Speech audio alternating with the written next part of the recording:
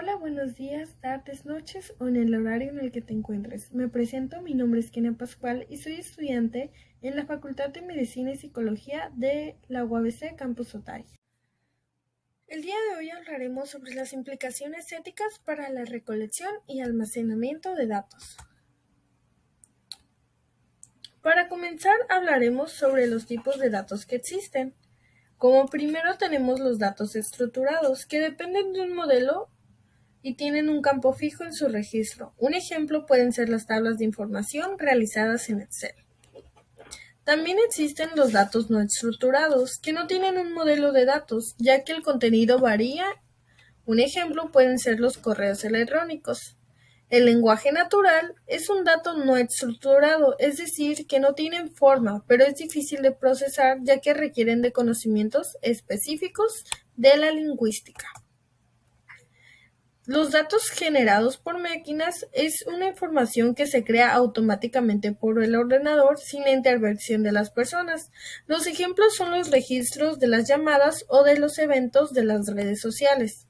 Los datos gráficos están relacionados con las matemáticas, ya que un gráfico es una estructura matemática que nos ayuda a calcular y representar métricas específicas como la influencia de las personas.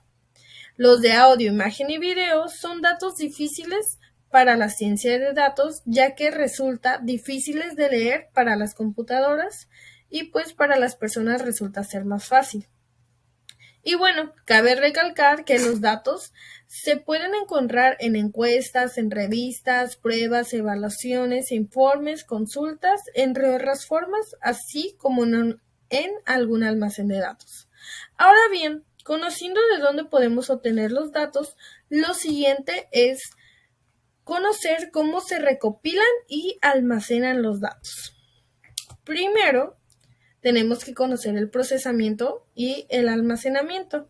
Lo primero es la recopilación de los datos, que es decir, que se buscan fuentes de almacenamiento que tengan contenido de calidad.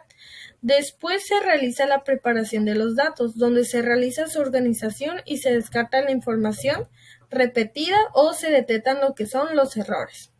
De ahí viene lo que es la introducción de los datos, en donde los datos brutos comienzan a tomar forma y los ya seleccionados se envían a los distintos correspondientes.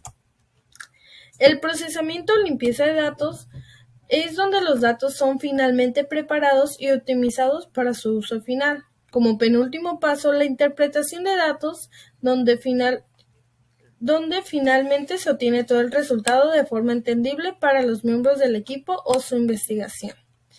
Y, como último paso, se realiza el almacenamiento de datos, donde consiste en almacenar toda la información útil que se logró después de un análisis. Ahora que ya sabemos cómo recopilar y almacenar los datos, es importante conocer los aspectos éticos que se deben de considerar al almacenar los datos, puesto que es importante saber que la ética debe de estar implícitamente en todo el ciclo de vida del Big Data, así como la ciencia de datos. Y los aspectos éticos que se deben considerar en esto son establecer los límites claros para la obtención de datos, determinar la relevancia de los datos para el uso previsto, definir con claridad el uso que se dará a los datos antes de solicitarlos. No utilizar los datos para usos distintos que no se hayan determinado originalmente sin el consentimiento de las personas. Asegurarse de proteger los datos contra el acceso ilícito o piratería, más que nada. Asegurarnos de que los avances, prácticas y políticas del uso de los datos deben de ser abiertos y transparentes para los participantes y trabajadores. Garantizar que las personas tengan acceso a los datos que se han recolectado, así como puedan solicitar bien sea modificaciones o la eliminación definitiva de estos.